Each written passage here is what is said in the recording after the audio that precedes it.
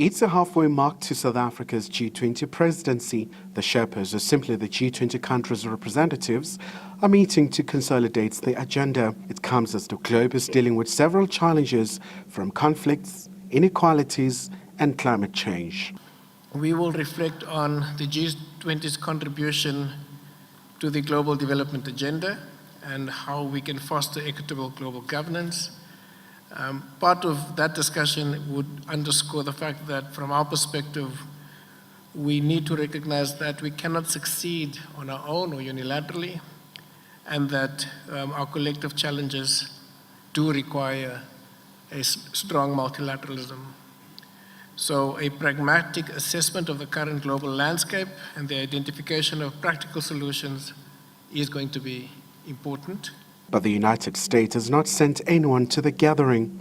South Africa and the US have been busy resetting their strained relations. For this week, the United States has confirmed to us that they will not be present in the meeting, but they have not foreclosed the possibility of continuing beyond this meeting this week. So we are open-minded about it. We are looking forward to further interactions with them. So we do interact with the United States indeed, because they do have a Sherpa for the G20. They have a sous Sherpa for the G20. So in a way, they are aware of what is happening under our presidency. The world is also keeping a close eye on the developments in the Middle East following the ceasefire between Israel and Iran. We are extremely concerned about the situation.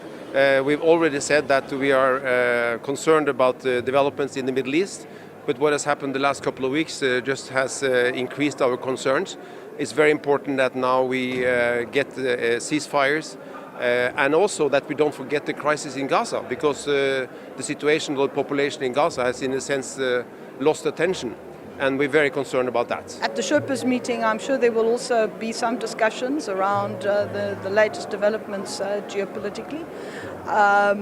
But it is, as with the Indonesian presidency in 2022, which occurred just after the Russian invasion of Ukraine, I think it's going to be, all of these geopolitical developments are going to mean that the Sherpas and the ministers will have to carefully navigate the terrain to make sure that, on the one hand, the issues and the priorities of the South African presidency remain on the agenda and we can drive those forward, while at the same time using the collection of leaders from around the world who play an important part in many of these global conflicts can actually perhaps sort of come together to see how we can in fact have a much more durable, I hate to use the word peace because I'm not sure we're there yet, but certainly to try to resolve some of the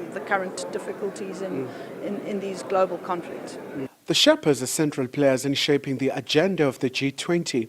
South Africa is hoping to have Johannesburg Leaders' Declaration later this year to take the global forum to the next level. Khayelihle Khumalo, SABC News, Sun City, Northwest.